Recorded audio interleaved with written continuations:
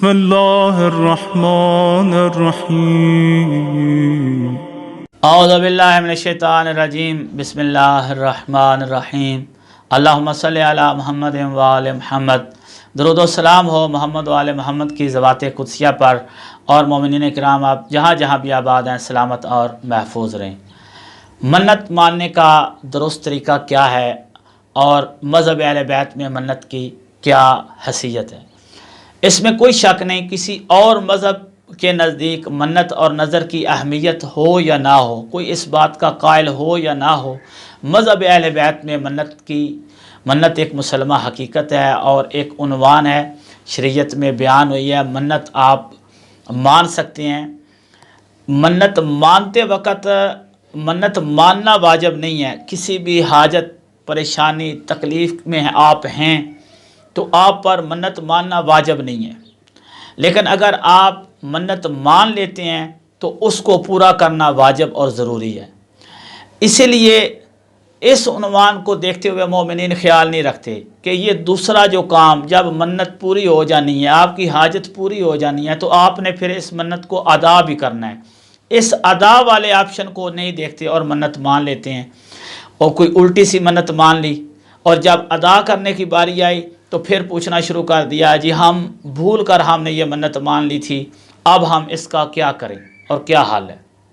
تو مومنین، منت ماننے کا سب سے بہترین طریقہ ہے ہر وہ کام جو شریعت میں جس کا ثواب ہے، مستحب ہے، اس کی آپ منت مانیں۔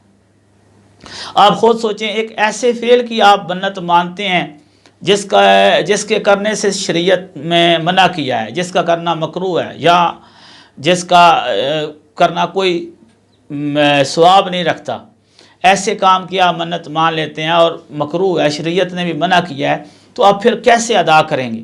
آپ کی حاجت پوری ہوگی، آپ کی مشکل دور ہوگی، اس کو ادا پھر آپ کیسے کریں گے، کیسے انجام دیں گے؟ تو سب سے پہلے منت مانتے وقت میں نے عرض کیا کہ ماننا واجب نہیں ہے، لیکن آپ کی مجبوری ہے، مشکل میں ہے، آپ نے منت مانی، اس وقت ہی یہ خیال رکھیں کہ ہم نے اس کو ادا کرنا ہے، اور ایسے افعال کی منت مان لیں کہ جن کا کرنا مستحب ہے۔ مثلا وضو کرنا، اس کی منت، میرا یہ کام ہو جائے میں قربتاً اللہ وضو کروں گا، میرا یہ کام ہو جائے میں سورہ حمد کی تلاوت کروں گا، میں قرآن پاک کے فلاں پارے کی تلاوت کروں گا، فلاں سورہ کی تلاوت کروں گا۔ ادا کرنی ہوتی ہے۔ تسبیح جناب زہرا سلام اللہ علیہا میں پڑھوں گا۔ اب یہ منتیں در حقیقت ہماری نظر میں اب نعوذ باللہ چھوٹی ہیں۔ تسبیح زہرا سلام اللہ علیہا کی منت ماننا، میرا یہ کام ہو جائے میں جناب سیدہ عالمین جناب زہرا سلام اللہ علیہا کی تسبیح کا ذکر کروں گا۔ یہ منت ہم سوچتے ہیں کہ میرا کام، میری مشکل، میری پریشانی اتنی بڑی ہے اور میں فقط اور فقط جناب زہرا سلام اللہ علیہا کی تسبیح پڑھوں گا، اس کے پورا ہو جانے کے بعد ہمیں خدا نخواستہ نعوذ باللہ یہ تسبیح چھوٹی لگ رہی ہے، نعوذ باللہ من ذالک، کبھی یہ امام جعفر صادق علیہ الصلوۃ والسلام سے اس تسبیح کی عزت اور عظمت پوچھیں، کبھی یہ تو دیکھیں اس تسبیح کس نے دی، کس ذات نے جناب زہرا سلام اللہ علیہا کو ہدیہ کی، اور جناب سیدہ کی کیا شان اور عظمت ہے۔ امام جعفر صادق علیہ الصلوۃ والسلام فرماتے ہیں 1000 رکعت، یا بعض روایات میں 2000 رکعت، 1000 رکعت نماز پڑھنے سے، نافلہ نماز پڑھنے سے جناب سیدہ سلام اللہ علیہا کی تسبیح پڑھنا افضل ہے، برابر نہیں افضل ہے۔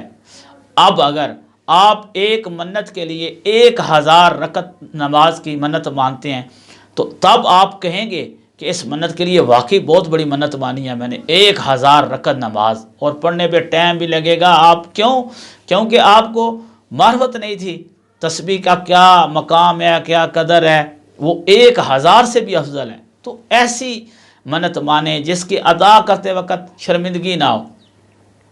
بہت عجیب سی منت مان لی جاتی ہے اور پھر پوچھا جاتا ہے، مثلا میں عزاداری کا جلوس گزر رہا ہوگا، خواتین منت مان لیتی ہیں اکثر بغیر علم کے، بغیر پوچھے، اور پھر ادا کرنے میں مشکل ہو جاتی ہے۔ عزاداری امام حسین علیہ السلام کے جلوس کے پیچھے میں دونوں ہاتھوں اور دونوں پاؤں پہ چلوں گی۔ مان لیا خواتین کا مثلا عزاداری کا جلوس ہے، باؤنڈری کے اندر ہے، امام بارگاہ کے اندر ہے، پردہ داری ہے، کوئی ریکارڈنگ نہیں ہو رہی، لیکن پھر بھی آپ سوچیں، آپ اتنی خواتین میں، مومنات میں جب آپ اس طرح آپ حیت اور شکل بنائیں گی تو کیا آپ پھر اس وقت آپ کے لیے ادا کرنا آسان ہوگا یا مشکل ہوگا؟ تو ایسی منت مانیں جس کے کرنے کا شریعت میں انجام دینے کا بھی ثواب ہو، اور چونکہ آپ نے منت کو کام ہو جانے کے بعد، حاجت روائی ہو جانے کے بعد پورا کرنا ہوتا ہے، پورا کرنا ضروری ہوتا ہے، تو اس لیے یہ آپ کے لیے بھی بہتر ہے۔ آخر میں مومنین سے التماس ہے، دعاؤں میں یاد رکھا کریں۔ والسلام۔